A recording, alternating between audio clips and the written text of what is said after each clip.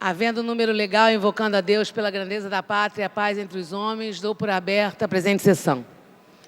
Convido o nobre vereador Eduardo Moura para proceder à leitura da ata da sessão anterior. Com a palavra, o nobre vereador Eduardo Moura. Horário de encerramento. Marquinhos tem horário de encerramento. Tem 18 horas. 18 horas, então encerra a sessão às 18 horas.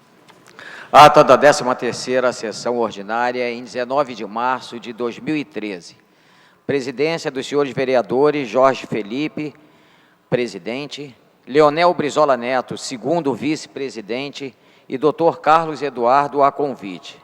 Às 14 horas, com a presença dos senhores vereadores César Maia, Renato Moura, Carlo Caiado, Paulo Messina, Paulo Pinheiro, Raimon, Luiz Carlos Ramos, Eliseu Kessler, Edson Zanata, professor Washington, Dr. Eduardo Moura, Leonel Brizola Neto e Dr. Carlos Eduardo 13, assume a presidência o senhor vereador Leonel Brizola Neto, segundo vice-presidente, e ocupa o lugar de secretário o senhor vereador Dr. Eduardo Moura, a convite.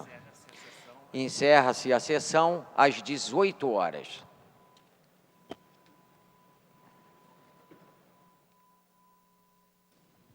Em votação... Não, desculpa, perdão. Aprovada a ata, passa a ser o grande expediente. O primeiro orador inscrito é o nobre vereador Paulo Pinheiro, que dispõe de 10 minutos. Senhora presidente dos trabalhos, vereadora Laura Carneiro, boa tarde. Senhores vereadores presentes no plenário nesse momento, vereador César Maia. Não estou vendo mais ninguém, mas vereadores estão na casa, funcionários, assessores, funcionários da casa. Em primeiro lugar, presidente, queria trazer aqui meu sinal de tristeza pela morte do cantor que está sendo, o corpo acabou de chegar e que está sendo velado aqui na casa, do cantor Emílio Santiago. Todos nós temos as nossas preferências musicais, mas o Emílio Santiago cantava algo que todos gostavam. Ninguém pode esquecer de Saigon, cantado por Emílio Santiago. Então, lamentável, uma perda importante para a música brasileira e seu corpo será velado aqui na casa. Os pêsames para a família. Eu queria prosseguir hoje o pronunciamento feito ontem aqui por mim sobre a questão da Rio Saúde. Eu ontem fiz um teste. Eu fiz um teste ontem de paciência. É importante que nós, vereadores, acho que cada um de nós tem a sua maneira de se avaliar, de se fiscalizar, né? Autofiscalização. Eu ontem me mantive acordado procurando assistir o depoimento, o momento que eu tinha falado aqui na TV Câmara. Eu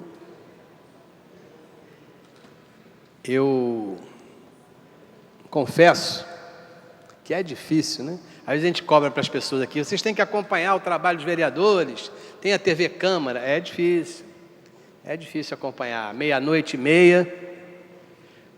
meia para assistir só. A motivação era grande, eu queria ver o que eu tinha falado, mas motivação maior que essa não tem.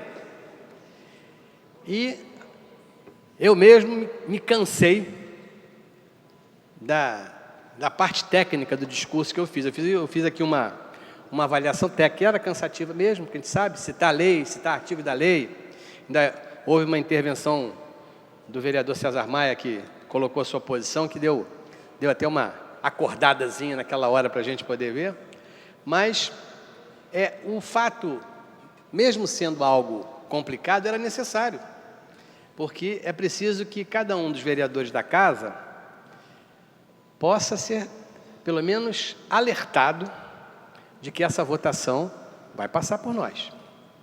Eu não tenho a menor dúvida, e a cada dia se aprofunda um pouco mais o estudo sobre o projeto, começamos a ler o projeto na segunda-feira, eu não tenho a menor dúvida que esse projeto é um projeto que não pode contar com o nosso apoio. Eu corroboro a opinião aqui do vereador César Maia ontem, de que se essa empresa for realmente, se essa empresa for aprovada, o projeto de lei for aprovado e ela for lançada, nós não precisamos mais da Secretaria Municipal de Saúde. Por quê? Se discute muito que o poder público, essa é uma discussão constante hoje, que os componentes da Secretaria de Saúde, funcionários públicos de carreira, não são hoje habilitados a fazer a gestão dos órgãos públicos de saúde. Por isso, enviaram um projeto para a Câmara, por isso, criaram as OS e agora, por isso, querem criar uma outra empresa. Sob a alegação de que é preciso mudar essa palavra mágica, eu tenho usado essa palavra constantemente, porque os intelectuais da saúde a usam muito. A nova governança, nova metodologia de administração na área pública. Nós temos um governo que tem muito isso. Há um grupo de jovens que trabalham, que fazem projetos, que discutem projetos na Casa Civil, com o deputado e secretário Pedro Paulo. São jovens que vivem essa moderna governança do setor público. Eu, num determinado debate na Rádio CBN, lá atrás, na época da votação das OS, eu tive um debate com o secretário Pedro Paulo. E ele dizia que respeitava muito a minha posição, mas que era uma posição que defendia muito a corporação e que ele se sentia até na condição de avaliar a minha posição, a minha avaliação de administração pública, como uma avaliação paquidérmica, muito pesada e antiquada. Eu respeito muito, nossa diferença de idade deve ser grande, né? Eu não sei a idade dele, mas eu tenho 64 anos. Né? E, evidentemente, que já fui jovem como ele. E segui a minha vida. Tenho uma experiência de administração pública bastante razoável. E essa discussão não é uma questão de idade, não é uma questão de ideologia, é uma questão técnica. O que eu peço aos membros do governo é que avaliem o que o Tribunal de Contas diz sobre o projeto das OS. Como é que tem sido a administração das OS aqui no Rio de Janeiro? Um sucesso? Não aparece nos jornais? Mentira! Todo dia tem uma UPA, todo dia tem uma clínica da família e todo dia nos nossos e-mails tem queixas enormes de UPAs, de clínicas da família, de falta de profissionais. Eu disse aqui para o secretário de Saúde, em outubro, quando ele esteve aqui na audiência pública da Comissão de Orçamento, que a política de recursos humanos da Prefeitura, na atual gestão, é uma catástrofe. Não a chamei de paquidérmica. Eu acho que se fosse paquidérmica estaria melhor do que aquela que é feita hoje. Tanto é verdade que, na justificativa do atual projeto, ele fala que ele vem para resolver um problema da área de pessoal. Então, é preciso entender muito bem o que nós estamos discutindo. A responsabilidade é muito grande do que nós vamos votar. E quando a gente cobra aqui dos eleitores, quando a gente cobra dos cidadãos, que eles devem fiscalizar o trabalho do Legislativo, que eles devem procurar entender, se aprimorar, entender um pouco mais, discutir um pouco mais, é exatamente por isso. Quando o sujeito reclama, mas para que serve a Câmara? Tem nada que chegue até mim? Claro que tem. Quando você reclamou que está mais cara a sua conta de luz, quando você viu que a sua conta de luz tem uma taxa de iluminação que não tinha, quem é que botou essa taxa de iluminação? Foi a Câmara. Quando você reclama que há falta de vagas nas escolas, quando você reclama que não tem um serviço de educação como você quer, quando você reclama que dinheiro que devia ser gasto na educação não foi, a responsabilidade é nossa. Nós aprovamos as contas, nós aprovamos os projetos, nós dizemos... Então, o eleitor tem que entender que quando ele vota, ele está votando em coisas que parece que estão à distância, mas as coisas estão na casa dele, no bolso dele, na cabeça dele. Quando ele vai reclamar e liga o telefone para aqui, para a Câmara, ou manda um e-mail para um vereador e diz, como acabei de receber um agora, Pelo amor de Deus, me ajude. Eu estou há 3 dias numa UPA com meu pai internado, meu pai vai morrer. Não é a solução, ninguém será mágico de resolver esse problema. O pai dela vai morrer, como outros 74 que estão hoje no Salgado Filho, 62 que estão hoje no Souza Guiar, vão morrer porque não tem vaga. E por que não tem vaga? Não tem vaga, provavelmente, porque não tenha leito suficiente para isso. Não tem leito vazio, porque a administração não consegue ser ágil. Porque aí, quando você vai estudar administração, você vai ver, por exemplo, um escândalo que foi divulgado essa semana pela revista Veja, através do seu site, com a questão das lavanderias do Rio de Janeiro. Todos sabemos, a prefeitura deixou sair pelo esgoto, sem lavar a roupa, 10 milhões de reais. Onde já se viu alguém que controla o hall de roupa em qualquer hotel, seja o hotel mais vagabundo do centro da cidade, quando você manda lavar a roupa, você conta 10 lençóis, 10 fronhas. E quando recebe isso. Como é que um sistema como esse, com milhões de reais, não conta a roupa que vai e não pesa a roupa que vem? Isto é administração. Será que isto é será que ser paquidérmico é contar? Será que ser paquidérmico é cobrar que equipes de saúde sejam completas? Que o cidadão que trabalha ali tenha uma carreira a seguir na vida? Por que não tem médico na UPA? Era uma pergunta que ontem uma pesquisadora da Fiocruz, que aqui me entrevistava, perguntava, por que falta médico, está pagando? Vou ceder uma parte para o vereador César Maia, antes que acabe seu tempo, por favor. Vereador, essa questão da empresa municipal de saúde é de extrema gravidade. Eu não acredito, francamente, depois de um debate amplo que vai se travar nessa casa, Vossa Excelência sugeriu uma audiência pública, melhor ainda, que se possa colocar impressão digital para aprovar um projeto desse. Olha, a Lei de Responsabilidade Fiscal, acho que de 99, ela prevê e nunca foi regulamentado um dispositivo de que o pessoal terceirizado deve ser agregado às despesas de pessoal. Agora, tem um truque cínico na administração pública brasileira, que terceiriza e reduz, entre aspas, as despesas de pessoal. Na verdade, quando se soma o terceirizado com as despesas de pessoal, vai se ver que elas crescem muito, apenas via terceirização. Segundo ponto, estou concluindo, é a questão do SUS, Sistema Único de Saúde. A Prefeitura do Rio de Janeiro é gestora do SUS.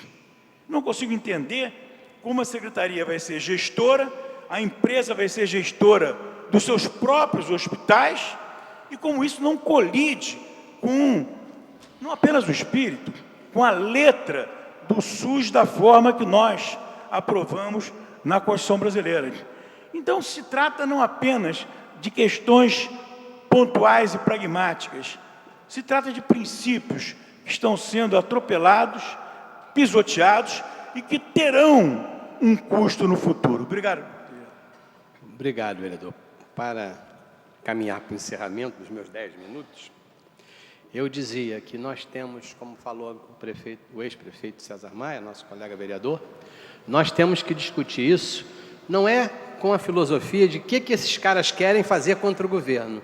Aqui não se discute o governo, não se está discutindo o governo. Podemos divergir, aqui é o local de divergências.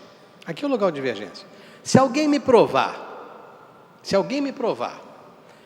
lendo os documentos do Tribunal de Contas, lendo os jornais, vendo televisão, ouvindo rádio, visitando os locais, se alguém me provar que após a implantação do Programa de Saúde da Família com as clínicas da família, as UPAs, nós temos 14 UPAs municipais, 67, 68 clínicas da família. Se alguém me provar que melhorou o atendimento da cidade, eu vou me convencer, porque eu estou indo lá para saber. Eu estou indo buscar informação. Não adianta transferir maca daqui para esconder no ar-condicionado. Não adianta ganhar a população com ar refrigerado de tela plana, porque isso não resolve o atendimento da população. Eu tenho absoluta certeza de que a aprovação nessa casa da empresa chamada Rio Saúde será o fim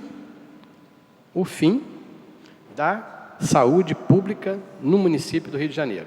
Já foi ferida com as OS, está cambaleando, e agora é o final. Por quê? Vai transformar a Secretaria de Saúde numa agência reguladora. A agência reguladora de sistema vai ser ela. Por quê? Se ela vai entregar a gestão para alguém, ela vai regular o sistema, que é o que ela já deveria estar fazendo com as OS. O que o Tribunal de Contas mostra é que se a Secretaria de Saúde não era uma Brastemp como gestora, muito pior, ela está sendo como reguladora do sistema de organizações sociais. E para o cidadão comum é o problema. E, finalmente, as pessoas... Ontem uma pessoa me mandou uma mensagem no Facebook dizendo: eu não estou entendendo onde está a privatização. Eu não estou entendendo o que é privatizar. Não é o poder público que vai continuar tomando conta? Para as pessoas que ainda não entenderam, o dinheiro é público. A secretaria contrata. Quem executa, por exemplo, quem é que vai executar a engenharia clínica no hospital? Uma instituição privada, contratada pela empresa. Quem é que vai gerir o laboratório? Um laboratório privado da empresa. Ou seja, nós estamos diante de uma situação que precisamos dar atenção. E volto a pedir no encerramento das minhas palavras. A Comissão de Saúde propõe o mais rápido possível uma audiência pública, trazendo aqui os responsáveis por este programa. Não adianta trazer alguém que chega aqui e fale: mas não fui eu, foi a Secretaria de Governo. Não adianta. Nós precisamos ter aqui na audiência pública quem é responsável por enviar esse projeto para cá. E eu queria só pedir aqui à presidente que fizesse publicar no Diário Oficial um artigo nosso, que está divulgado hoje no Jornal do Brasil, chama-se Sociedade Aberta, do Jornal do Brasil, sob o título Meia Entrada na Saúde, que é uma avaliação sobre essas modernidades administrativas. Pediria que fosse colocado como no nosso Diário Oficial. Muito obrigado. O pronunciamento de Vossa Excelência será completado com o texto apresentado por Vossa Excelência. Próximo orador inscrito é o novo vereador Eduardo Moura, que dispõe de 10 minutos. E aproveito até que o vereador chegue à tribuna, para, em nome dos funcionários, da mesa diretora, e tenho certeza dos vereadores, externar os nossos sentimentos pela perda do cantor Emílio Santiago, a sua família, deixando as dependências da casa à disposição de seus familiares e amigos. Com a palavra, o vereador Eduardo Moura. Senhora Presidente, vereadora Laura Carneiro, senhores vereadores, vereadoras, funcionários da casa,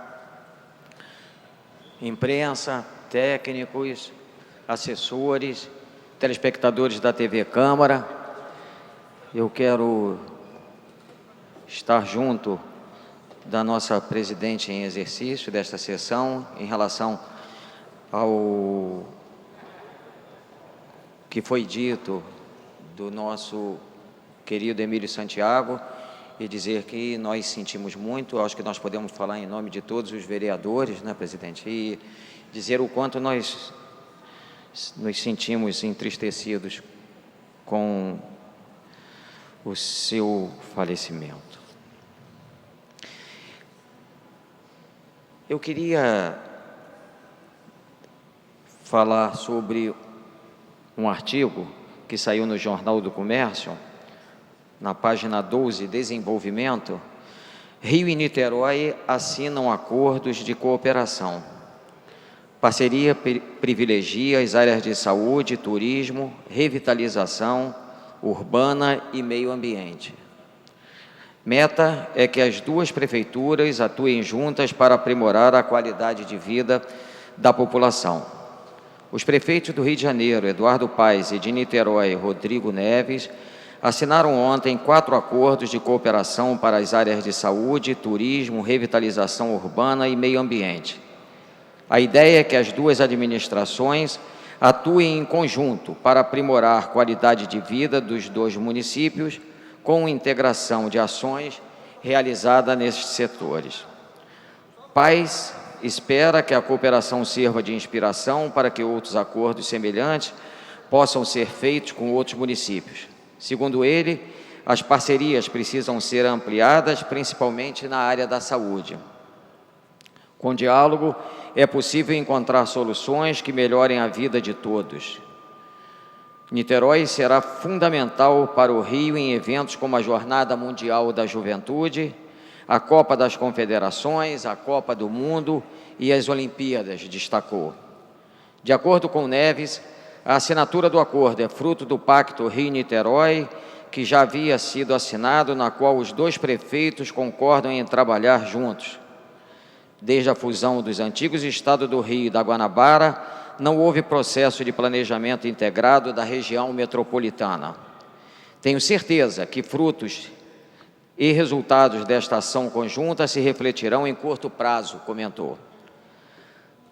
Na área turística, o Rio divulgará os roteiros turísticos de Niterói, além dos pontos de visitação mais conhecidos. Além disso, o próximo número do Guia Oficial da Cidade, espécie de publicação oficial do turismo carioca, trará um especial sobre a cidade vizinha, destacando o caminho Niemeyer e os fortes históricos, como a Fortaleza de Santa Cruz, em Jurujuba. É interessante que nós façamos uma observação que até há bem pouco tempo a dificuldade era enorme, porque era o prefeito falando mal do governador, o governador falando mal do presidente, o presidente falando mal do prefeito, e isso serviu para que durante tantos anos nós tivéssemos dificuldades enormes aqui no nosso município, para que nós pudéssemos ver melhorias efetivas como a que nós assistimos agora. O número de obras que nós vemos que vem beneficiando grande parte da nossa população, e isso ficou patente na reeleição do prefeito Eduardo Paes, serve para que nós façamos uma reflexão que agora, com esse novo acordo com Niterói, nós possamos ter no nosso município mais um parceiro que servirá para que nós tenhamos ganhos maiores ainda para o nosso município. Em relação ao meio ambiente, ainda segundo esse artigo, o programa Niterói Bicicleta será integrado ao programa Carioca de Ciclovias, que incluirá a criação de um roteiro comum às duas cidades. Por último, no setor de urbanismo e infraestrutura, o objetivo é desenvolver um projeto de requalificação urbana da frente marítima de Niterói, que vai do bairro da Ponta da Areia até o Gragoatá, espelhado no projeto Porto Maravilha da Prefeitura do Rio. Para essa iniciativa da Prefeitura do Rio e de Niterói, será importante que nós possamos fazer sempre a fiscalização do que está sendo feito e como está sendo feito.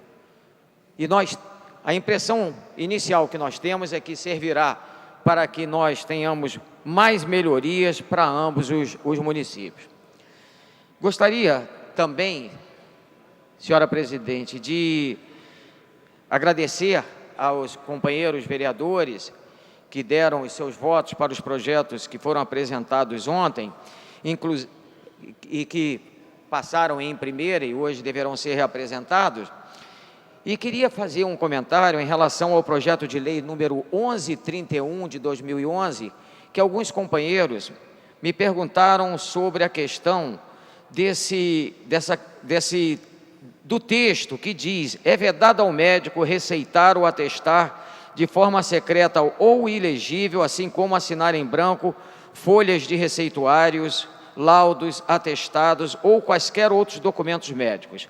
O não cumprimento dessa resolução deverá ser denunciado ao CREMES. Gostaria de dizer que muitos me questionaram em relação à questão: é vedado ao médico receitar ou atestar de forma secreta.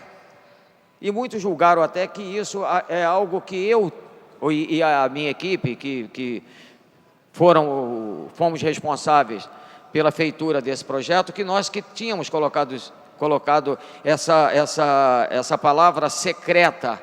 Não é, isso aí faz parte da resolução 1779 de 2005, do Conselho Federal de Medicina. E eu creio, na interpretação que eu fiz, é vedado ao médico receitar ou atestar de forma secreta, e às vezes é tão secreta que ele guarda para si. Ele não dá a ideia do que está sendo escrito.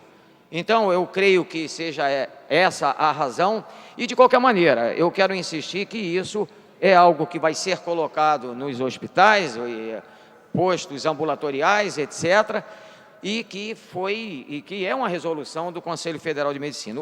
O importante, senhora presidente, companheiros vereadores, é nós darmos esse alerta para o médico. Todos os dias eu sou procurado, como se eu fosse um tradutor, por ser médico, de letras ilegíveis, de pomadas, de medicamentos, de injeções, de solicitação de exame, que você não consegue decifrar. O simples fato disso estar chamando a atenção dos hospitais, tenho certeza que servirá para que o médico fique mais atento. E aí, eu não poderia deixar, embora médico, de fazer essa crítica, porque isso tem acontecido com uma frequência muito grande, e desde sempre, isso não é de agora. Embora nós agora tenhamos o computador, eu tenho computador no meu consultório já há mais de 10, 15 anos, fazendo a minha receita através da informática. Para evitar que isso aconteça, você faz uma prescrição equivocada, você coloca em risco a pessoa. Isso no hospital é a mesma coisa. E às vezes até quem vai ter o problema é quem vai ministrar o medicamento, às vezes não entendendo, e assodadamente faz a medicação e faz de maneira equivocada. Então, eu queria só fazer esse comentário em relação a esse projeto e agradecer aos companheiros que tiveram a sensibilidade de votar positivamente por esse e pelos outros que eu apresentei ontem. Muito obrigado. Agradecendo a Vossa Excelência, passa a palavra ao próximo orador inscrito, vereador César Maia, que dispõe de 10 minutos. Senhora Presidenta, senhoras e senhores vereadores, hoje eu venho aqui tratar da morte, claro, do nosso, talvez o único barítono da música popular brasileira, Emílio Santiago. New York Times fez um comentário que ele superava, com voz gutural, o Nat King Cole. Enfim, é um momento para todos nós que conhecemos tão bem o Emílio Santiago, um momento de reconhecimento para a sua obra maior, que foi o canto. O Emílio Santiago estudou Direito e o seu objetivo maior era ser juiz de direito. Mas os seus amigos, com os quais tocavam violão, cantavam, inscreveram o Emílio Santiago num festival. E o Emílio Santiago foi a voz daquele momento, ganhou o festival, recebeu uma chuva de contratações, propostas, e acabou não sendo juiz de direito. Você vê que para onde que a vida leva. Emílio, está com a gente aqui, né? Receba aí o nosso reconhecimento pelo seu trabalho extraordinário. Uma outra morte, de outro teor, que é a morte do urbanismo na cidade do Rio de Janeiro. Alfredo Agache, que fez o primeiro plano amplo urbanístico do Rio de Janeiro, contratado por Prado Júnior e concluiu já com Pedro Ernesto, talvez tenha sido a única continuidade, apesar da Revolução de 30, foi o Plano Agache. Alfredo Agache é o pai da expressão urbanismo.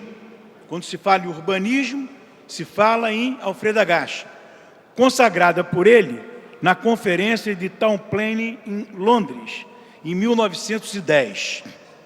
Entre 1928 e 1931, trabalhou no Plano do Rio de Janeiro, contratado pelo prefeito Prado Júnior e mantido até a publicação do Plano Agache por Pedro Ernesto e seu secretário de Urbanismo, Armando Godoy. Agache caracterizou o urbanismo como uma, aspas, ciência fundamental para a dinâmica do crescimento e organização das cidades. Para ele, era necessário integrar outras ciências ao estudo das cidades, como sociologia, engenharia, sanitarismo. O grande desafio do urbanista é conseguir relacionar as necessidades funcionais de uma cidade, incluindo o econômico, e conhecer suas características primitivas e história local.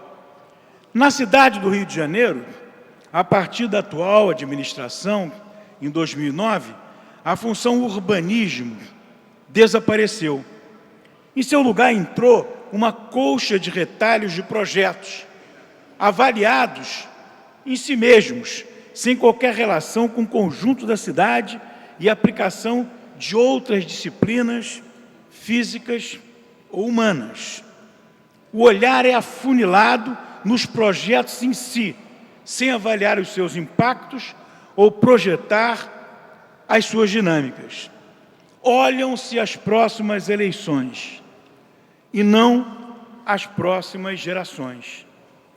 A cidade é um ser vivo e a intervenção governamental deve respeitar as tendências dessa vida, corrigindo desvios e potencializando virtudes. Um exemplo do abandono do urbanismo é a mudança de estratégia para a área portuária. O que se tinha em mente era um bairro de base residencial, exponenciando o projeto Sagas, Saúde Gamboa, Santo Cristo, assinado em 1985, que propôs nova legislação que preservaria o uso residencial e o patrimônio arquitetônico e cultural da área. Depois, afirmado como a PAC em 1988. Mas prevaleceu a visão dos negócios e do interesse privado, e o foco passou a ser comercial, criando-se um bairro potencial, estar por ser criado, um bairro de escritórios, com autorização em lei para elevar generalizadamente os gabaritos, valorizando o solo e os certificados como fonte de receita. Se der certo em si, o centro da cidade, o centro histórico do Rio de Janeiro, ao lado, entrará em processo de declínio e desintegração. Irá estimular o deslocamento radial e o uso do carro. Irá periferizar as comunidades locais, que terão de se entender como meros prestadores de serviços nos prédios. Isso, se os trabalhadores da construção civil de fora de Sagas não favelizarem, como nos mostra a urbanização da Zona Sul e do centro, desde os anos 30. A lógica do lucro imobiliário tem prevalecido no Rio em muitos governos, como o atual, construindo uma equação monótona de incremento da taxa de lucro, investimentos, queda da taxa de lucro, degradação do bairro e avanço para o próximo bairro. Assim foi do centro a Copacabana. Vários bairros foram salvos pelas APACs, desde o Corredor Cultural e Santa Teresa, em 1984, a Sagas e a Urca, em 1988, até Santa Cruz e São Cristóvão, em 1993, Paquetá, em 1999, Leblon, Laranjeiras, Jardim Botânico, Botafogo, Ipanema, Catete e Humaitá, entre 2001 e 2006.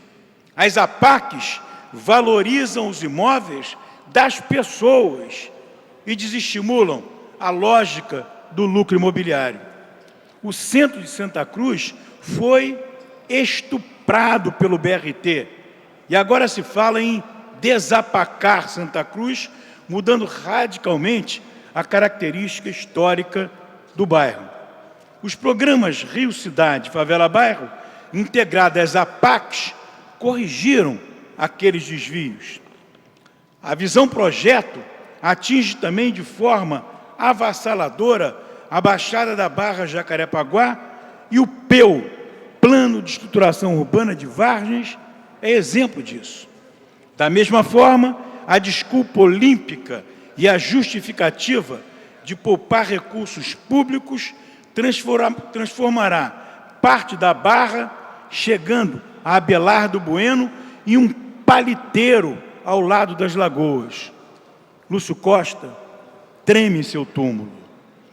Para não falar dos incentivos gerais de hotelarização, como se as 3 semanas dos Jogos Olímpicos gerassem demanda continuada e permanente. Vão virar parte os hotéis? Da mesma forma, o oportunismo imobiliário em desativar delegacias e quartéis. E a faixa Glória Marina, que é exemplo do complexo alemão, poderá ser conhecida no futuro como Complexo do AEC. Era isso, senhora presidente. Muito obrigado pela atenção. Agradecendo a Vossa Excelência, passo a palavra ao nobre vereador Jorge Braz, que dispõe de 10 minutos. Boa tarde, senhora presidente. Boa tarde a todos os presentes, em plenário, como os assessores, seus respectivos gabinetes. E, a pedido do nobre vereador Júnior da Lucinha, que ele iria fazer, porém teria que pedir um tempo só para isso, e aí pediu que fizesse. Então, em nome dele, eu gostaria de pedir 1 minuto de silêncio, por causa do falecimento, infelizmente, do nosso querido cantor, que durante tantos anos teve a oportunidade de se destacar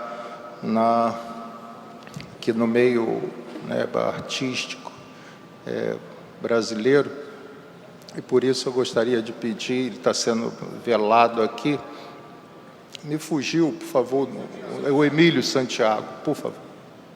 Acatando a sugestão de Vossa Excelência, 1 minuto de silêncio.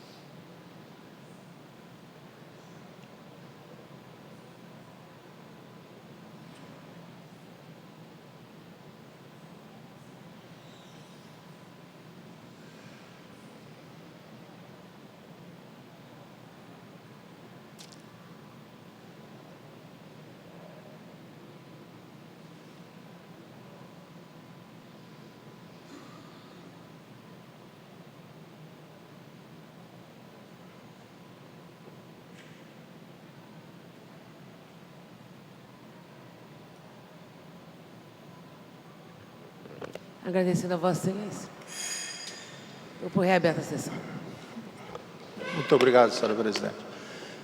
O que me traz à tribuna aqui é algo um tanto quanto desagradável, que ocorreu ontem nessa casa, ainda que político, em relação à Comissão de Justiça e Redação e com a participação ativa do nosso presidente da Casa e, no momento, presidente da sessão. E eu, inclusive, eu até pensei em não fazer a minha fala, tendo em vista, senhora presidente Laura Carneiro, todos presentes, tendo em vista a ausência do presidente Jorge Felipe. Então, não seria bom, ou melhor, não é bom que eu faça isso na ausência dele, mas eu peço desculpa a todos os presentes, tá? Vou fazer na vossa, por favor. Eu estou falando na dele porque é em relação a ele que eu vou falar dentro do contexto, e isso não é uma coisa educada. e todos que me conhecem sabem que eu não falo pelas costas, não é a minha função, mas, ao mesmo tempo, senhores vereadores, senhora presidente, eu não posso dormir com isso. O presidente vai ficar 10 dias fora, o presidente só volta dia 31, como ele colocou para a gente, e eu não gostaria de ficar esse tempo todo dormindo com isso. Por isso eu gostaria de falar, volto a dizer, ainda que lamentando a presença dele, ainda que eu já falei com ele, quando eu estava chegando na casa, o presidente estava saindo, e ele foi a primeira pessoa que eu falei. Mas eu gostaria que ele estivesse aqui para ouvir. Eu disse para ele que eu estava pensando seriamente na renúncia da presidência da Comissão de Justiça e Redação, tendo em vista o fato ontem ocorrido aqui, que não é normal nesta casa. Quanto aos vereadores, membros da comissão, o vereador Jimmy Pereira, o vereador Marcelo, problema nenhum, eles estão corretíssimos dentro do direito deles, dentro do regimento interno, podem fazer 1000 vezes, problema nenhum.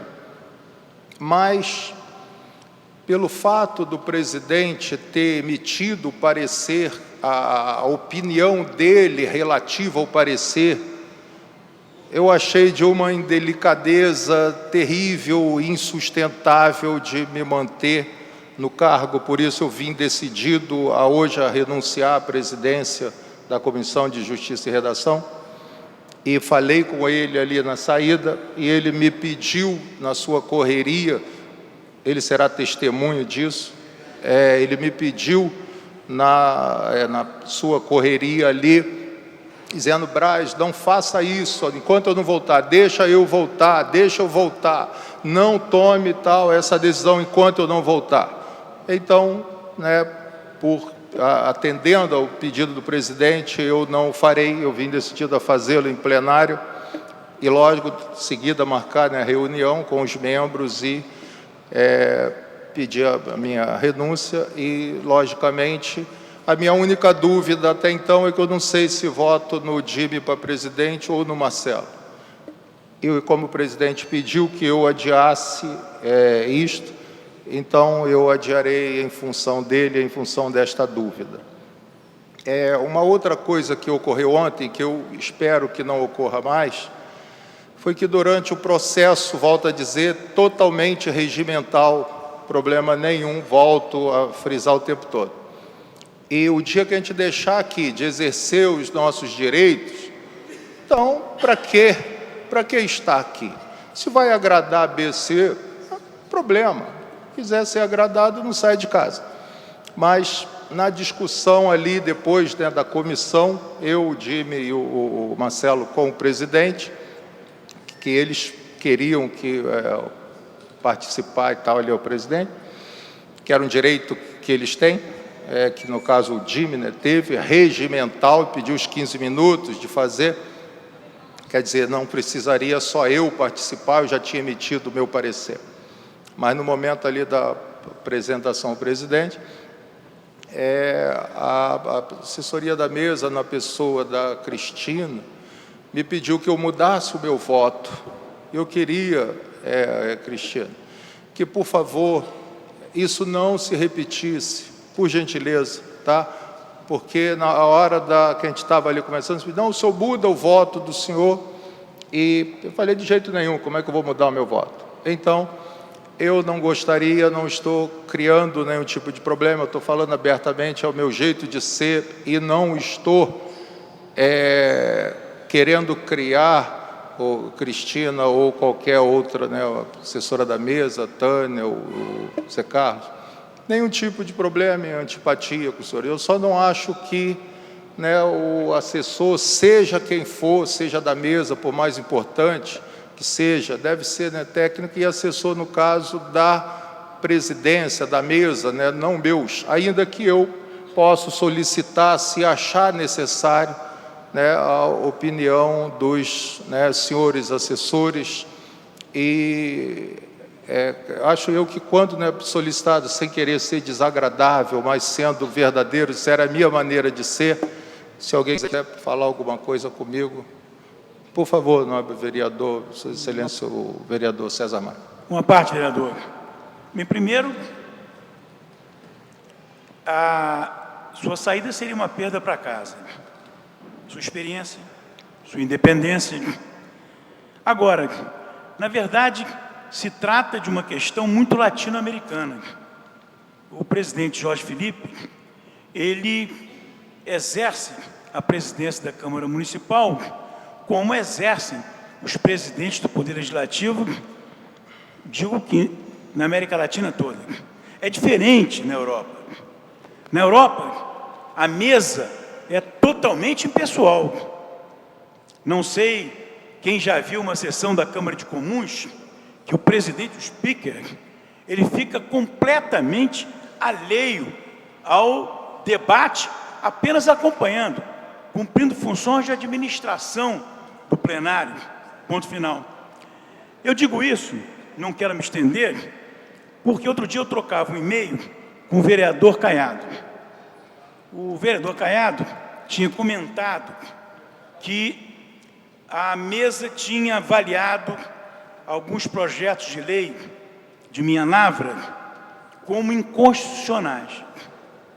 Eu disse, vereador, a mesa não tem que avaliar rigorosamente nada em matéria de conteúdo. Uma pessoa pode ter sua opinião própria, vota aqui em plenário. O que cabe é encaminhar as comissões próprias, ponto final. Se existe uma comissão de Constituição e Justiça que vai tratar deste assunto, se é constitucionalmente pertinente ou não, cabe a ela decidir. Quer dizer, a mesa, enquanto cidadão, enquanto vereador, enquanto político, cada um tem a sua cabeça. Não, acho, vereador, que isso não deve acontecer numa reunião de mesa diretora. E falei para ele, eu trabalho com uma visão de parlamento, que é uma visão europeia de parlamento, com uma mesa inteiramente impessoal.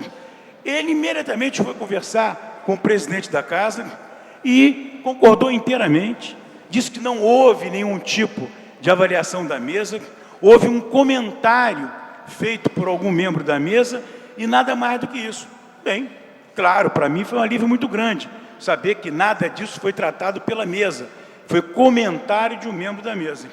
Porque o que cabe é passar para as comissões, conforme o conteúdo dos projetos de lei, aquilo que os vereadores estão propondo, como ajuste, mudança, agregação, ponto de vista, etc., a legislação municipal do nosso Rio de Janeiro. Era isso. Muito obrigado. Tá, muito obrigado pela sua parte, nobre vereador César Maia.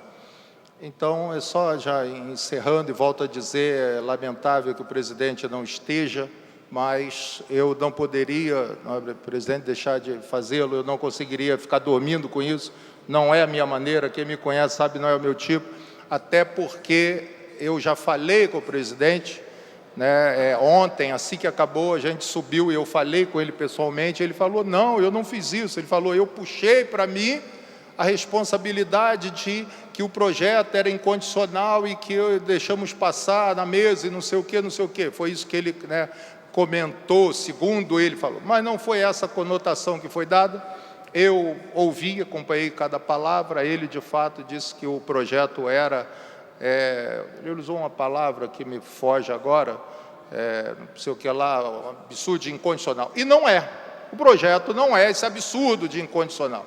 Pode ser que tenha, eu nem analisei ainda, né, a fundo, né, poderia fazê-lo com os assessores, advogados, né, do gabinete. Na comissão ainda não tem ninguém, eu estou brigando com ele para que tenha. Comissão tem que ter, não sou eu que tenho que pagar para ser da comissão e fazer e cuidar de tudo. E carregar piano, a casa tem que dar condição.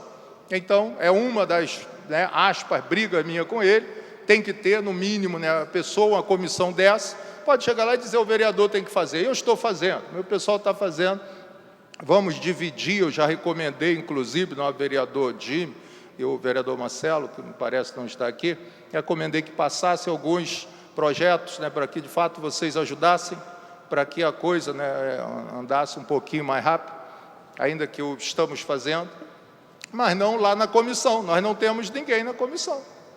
E isso é impossível, a casa tem que dar condição. Eu já comentei isso ontem com o presidente, de colocar, de fato, pessoas, nós estamos vendo isso, de colocar pessoas na comissão, está sendo resolvido. Comentei, quando acabou a reunião, volto a dizer, eu não deixo para depois, não sei conviver assim, subi, comentei com o presidente, ele falou não, mas a conotação não foi essa. Todos que entenderam, outros vereadores me procuraram e disseram, pô, que é isso? O presidente fez, ou seja, ele emitiu a opinião dele na questão se era incondicional ou se não era. E o presidente não pode fazer isso, ainda que o presidente, nosso Jorge Felipe, poucas pessoas o defendem mais do que eu, mas isso é inconcebível, não só na Comissão de Justiça e Redação, como em qualquer uma outra. Não cabe ao presidente, que eu saiba pelo menos, se posicionar quanto ao parecer de uma comissão. Não é a função dele, e me desculpe. E se eu estiver errado, por favor, que me... como falou o vereador César Maia, pode, a nível pessoal, até falar, mas não na sessão aqui aberta, no microfone e tal, a coisa não pode. Então, por isso, sem condição de permanência, condição de estrutura e tal, de apoio, e volto a dizer, não por causa dos membros, não por causa dos vereadores, mas pela posição que o presidente tomou em relação a emitir o seu voto. O meu tempo está encerrado, nobre vereador, e aí o senhor vai ter a condição de se expressar. E eu quero dizer mais uma vez, o projeto não é, na sua totalidade, incondicional. Se tiver um artigo, se tiver um inciso, se tiver 2, 3, tudo bem, isso é corrigível através de uma emenda, mas o projeto não é, inicialmente, totalmente incondicional. E não venham querer me dizer que porque aqui eu não sou pastor, aqui eu já tenho noção dessa coisa. Não é. O caso é mais político, porque eu não sei. E estou pronto a discutir com quem quiser onde está essa absurda incondicionalidade. Muito obrigado. Senhor, eu gostaria apenas de, não em meu nome, mas em nome da mesa diretora, esclarecer alguns pontos que devem ser esclarecidos. Em primeiro lugar, o que o presidente ontem disse é muito simples. Cabe à Secretaria-Geral da Mesa, portanto, a ele como presidente do despacho, a análise preliminar de cada projeto. E a essa análise preliminar pode ser dado um parecer contrário.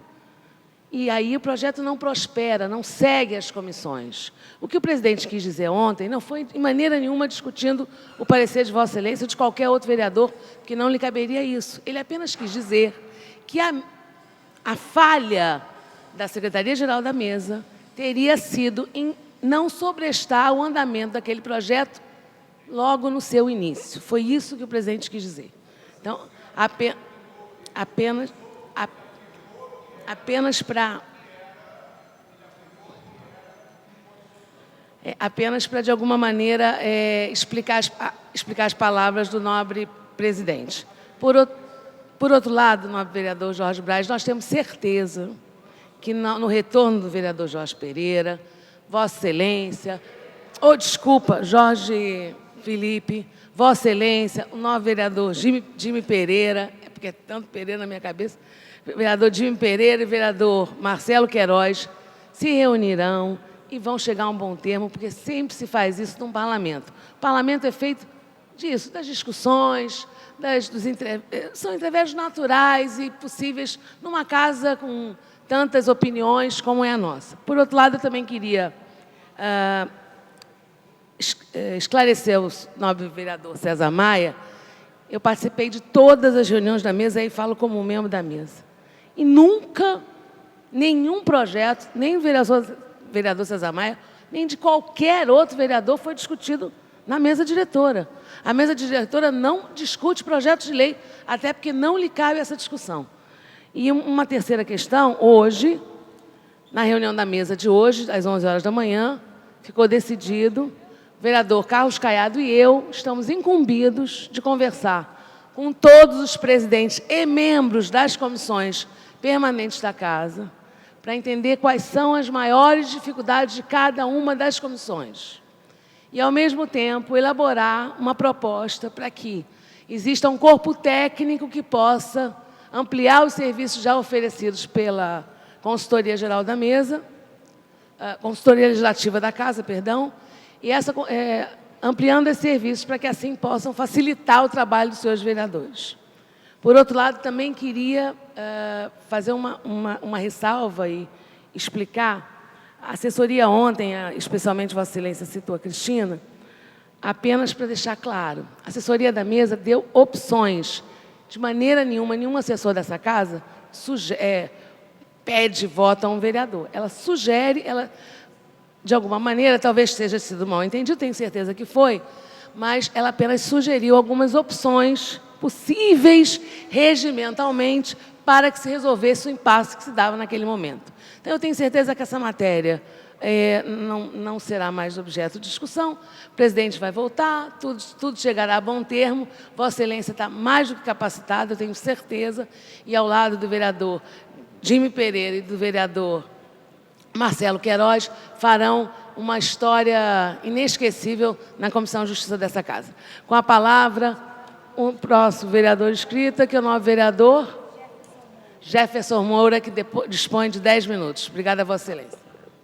Boa tarde, senhora presidenta. Boa tarde, vereadores, vereadoras, servidores aqui presentes. Primeiro, me somo às condolências e ao reconhecimento, né, da trajetória de Emílio Santiago, que nesse momento está sendo velado nessa casa. Partiu desse plano aos 66 anos. Me somo aqui aos discursos e homenagens proferidas. Perde a música popular brasileira, perde a cultura musical brasileira.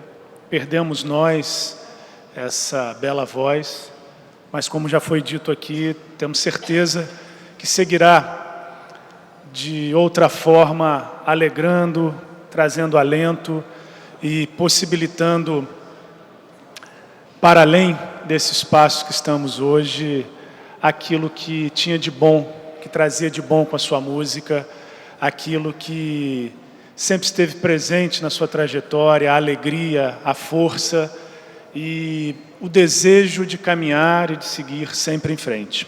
Fica aqui o meu registro, fica aqui o meu reconhecimento por esse grande homem, essa grande referência da cultura e da música popular brasileira. Segundo, eu queria usar essa tribuna para também fazer um reconhecimento. Eu não sei se nós seguiremos a sessão de hoje. Há um requerimento apresentado para que ela seja suspensa em função do velório que ocorre nessa casa, mas há um projeto de lei número 11.068 de 2011, que está aqui em nossa pauta para discussão e votação. É a concessão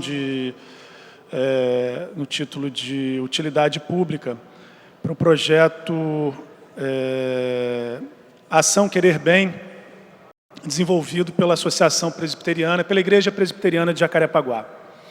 Eu tenho, por concepção, em termos de política pública, a defesa e o entendimento de um Estado laico e defendo a ação política e a ação das políticas públicas sempre com essa referência e partindo dessa visão, desse entendimento, desse princípio.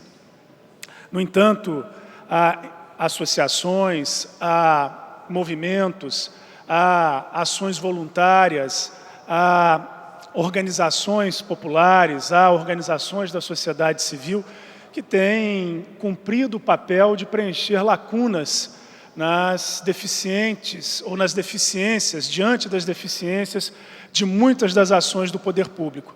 E muitas dessas iniciativas são iniciativas sérias que precisam ser respaldadas e que precisam ser estimuladas em meio a um processo sempre consciente e permanente de luta para que as políticas públicas possam, de fato, se realizarem na sua razão de ser, cumprindo o seu papel, resgatando o papel do Estado como promotor de políticas públicas, da política de assistência, da política pública de saúde, da política pública de educação.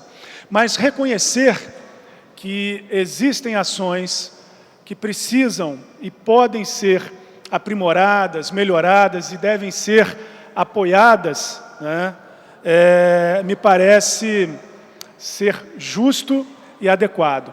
Nesse sentido, eu queria testemunhar e prestar aqui o meu humilde apoio a essa iniciativa. Esse projeto em especial é um projeto que eu conheço vários dos seus executores, pude acompanhar várias de suas ações, se realiza a despeito de qualquer das várias referências religiosas que se expressam aqui no meio de cada um de nós. É um projeto que merece, em minha opinião, o apoio dessa casa, merece, em minha opinião, ser legitimado. O projeto Ação Querer Bem, realizado nesse espaço da Igreja Presbiteriana de Jacarepaguá, é uma iniciativa de organização da sociedade civil, de iniciativa de organização de pessoas do bem e de bem. Portanto, terá o meu voto e, ao anunciar aqui, faço também um chamado aqui aos meus pares, aqui o conjunto dos vereadores dessa casa se manifestem favoravelmente à concessão da utilidade pública para essa ação. Por fim, e não menos importante, eu queria manifestar publicamente a minha solidariedade, o meu apoio ao senador da República, Randolfo Rodrigues. O senador Randolfo Rodrigues, o senador mais jovem do Senado Federal, do Congresso Nacional, um homem que, no embate recente, na CPI do Cachoeira, na CPI que investigou e foi fundamental para pautar no cenário político brasileiro o enfrentamento a mais um grande esquema de corrupção nacional, um senador que tem mantido a coerência de posição, que tem mantido a firmeza sem perder a ternura em sua ação parlamentar, em sua ação política. Um homem que, como professor, como poeta, como parlamentar e representante do Legislativo Federal brasileiro, que a despeito de ser um companheiro, é, acima de tudo, um digno representante parlamentar, está sendo vítima de um ataque vergonhoso, né, por parte de alguns que buscam enfraquecer a luta de resistência, a luta em defesa de mudança da política no Brasil, e teve encaminhado por parte do senhor Renan Calheiros, hoje, infelizmente, presidente do Senado Federal, falsas denúncias, buscando anular a independência, buscando anular a ação política do senador Randolfo Rodrigues. Eu quero aqui me somar a milhões de brasileiros que têm se manifestado, né, através não só da petição eletrônica, que hoje já consiste em mais de 1 milhão de subscrições, mas tem se manifestado nas ruas, não é, diante da vergonha nacional que foi a posse de Renan Calheiros na presidência do Senado brasileiro, do Senado Federal. Eu não só me somo a milhões de indignados nesse país, diante desse triste quadro, desse triste cenário da política brasileira, mas ao me somar a essa indignação e essa crítica explícita, não é?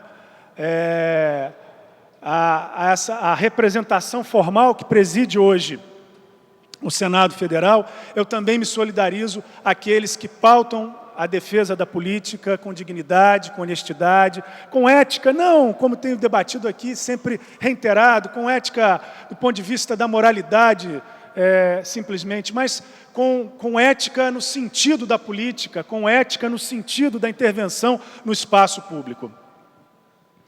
O senador Randolph, no dia 13 de março, apresentou, junto ao Procurador-Geral da República, Roberto Gurgel, encaminhou um falso dossiê que tem sido espalhado por redes sociais, que tem sido apresentado, faz uma série de ataques infundados à sua trajetória e à sua atuação, visando um contraponto à independência, né, de parlamentares, ou a necessária independência dos parlamentares no âmbito da Câmara Federal, no âmbito do Senado Federal.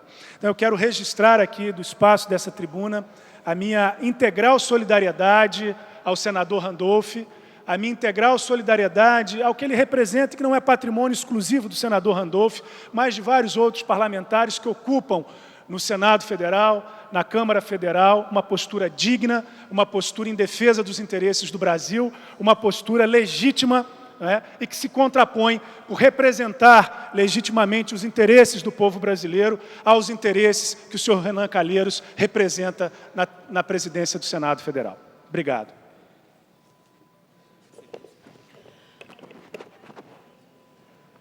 A mesa comunica que recebeu o seguinte requerimento. Requerimento sem número. Requer a mesa diretora, na forma regimental, a suspensão da sessão no dia 20/3 de 2013, em virtude do falecimento do cantor Emílio Santiago, cujo corpo está sendo velado nas dependências dessa casa, autor vereador Jimmy Pereira, onde constam 1, 2, 3, 4, 5, 6, 7, 8, 9, 10, 11, 12, 13, 14, 15, 16, 17.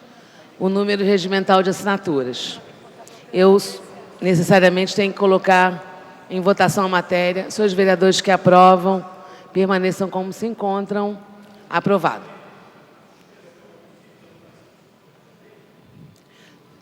Sim, senhor presidente. Encerrar a sessão. Já aprovaram. Está aprovada. Tendo em vista Tendo em vista o requerimento aprovado pelos senhores vereadores, a sessão está encerrada, convocando sessão para amanhã, às 14 horas, com ordem do dia às 16. Obrigada a todos.